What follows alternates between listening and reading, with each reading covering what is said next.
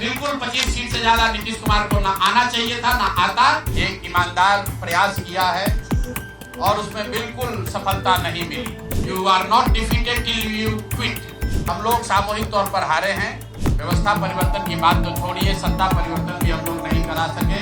अगर नीतीश कुमार ने, उनकी सरकार ने ये वोट खरीदा नहीं है, इनको 2-2 लाख रुपए दे दे, मैं बिल्कुल राजनीति से संन्यास ले लूंगा, उसमें कहीं कोई दिक्कत नहीं है। हम लोग बिहार आज से 3.5 साल पहले व्यवस्था परिवर्तन के संकल्प से आए थे। एक ईमानदार प्रयास किया है और उसमें बिल्कुल सफलता नहीं मिली, ये मानने में कोई गुरेज नहीं है। व्यवस्था परिवर्तन के जिस अभियान को लेकर चले थे, व्यवस्था परिवर्तन की बात तो छोड़िए, सत्ता परिवर्तन भी हम लोग नहीं करा सके, लेकिन बिहार की राजनीति को बदलने में जरूर थोड़ी बहुत भूमिका हम लोगों की बनी है।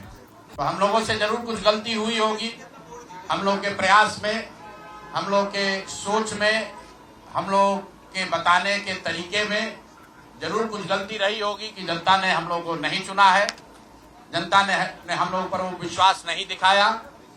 तो उसकी जिम्मेवारी जो है वो पूर्णतः मेरी है, प्रशांत किशोर की है, और वो जिम्मेवारी मैं 100% अपने ऊपर लेता हूं कि मैं बिहार की जनता को, अपने साथियों को, इस व्यवस्था से जुड़े हुए लोगों को, जिस प्रयास से हम लोग जुड़े थे, जिस प्रयास को करना चाहते थे, उससे उनका विश्वास उस पर मैं नहीं जीत पाया। हम लोग सामूहिक तौर पर हारे हैं और आत्मचिंतन का समय है, हम लोग भी चिंतन करेंगे। आज जरूर धक्का लगा है और उसके लिए जो कुछ भी कमी है उसको सुधारा जाएगा और उतनी ही ताकत से फिर खड़े होंगे। अगर आप कुछ लोग ये सोच रहे हैं कि मैं बिहार छोड़ दूंगा, तो आपका ये भ्रम है। अंग्रेजी में एक फ्रेज है, you are not defeated till you quit. जब तक आप छोड़ेंगे नहीं, तब तक आप हार नहीं सकते हैं। तो प्रशांत किशोर की और जन सुराज में मेरे साथ जुड़े हुए साथियों की बिहार सुधारने की जो जिद है, उस जिद के सामने दूसरा कुछ भी इस जीवन में नहीं है। उस जिद से पीछे हटने वाले नहीं है। पूरी ताकत से, पूरी ईमानदारी से।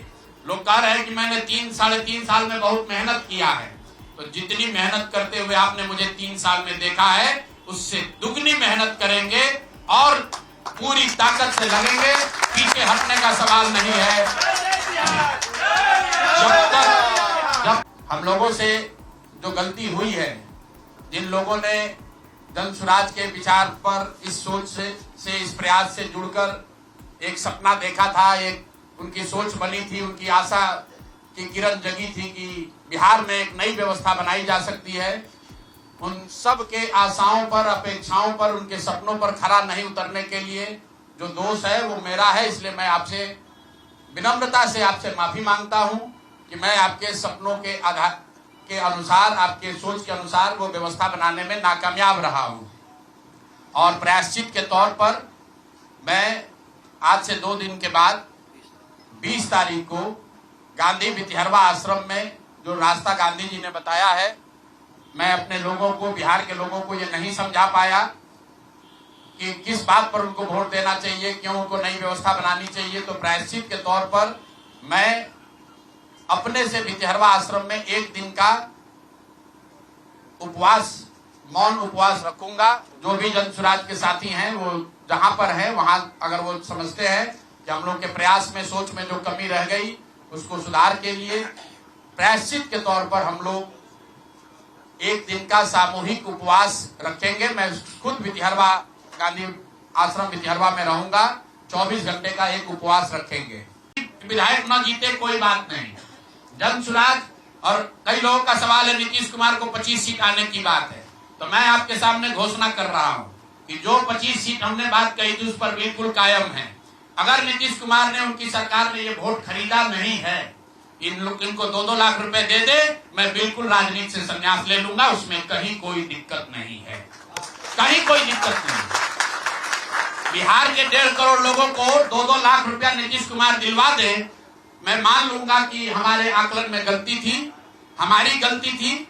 और हमारे आकलन की बात छोड़िए, अगर बिहार से बेरोजगारी दूर हो जाए, पलायन बंद हो जाए, 1.5 करोड़ परिवार है, टोटल 2.5 करोड़ परिवार में अगर 1.5 करोड़ परिवार की गरीबी दूर हो जाए तो प्रशांत किशोर को विधायक बनने की, राजनीति करने की कोई जरूरत नहीं है, हम दूसरा काम कर सकते हैं। तो आपका अगर ये सवाल है कि 25 सीट की बात है, बिल्कुल 25 सीट से ज्यादा नीतीश कुमार को ना आना चाहिए था, ना आता।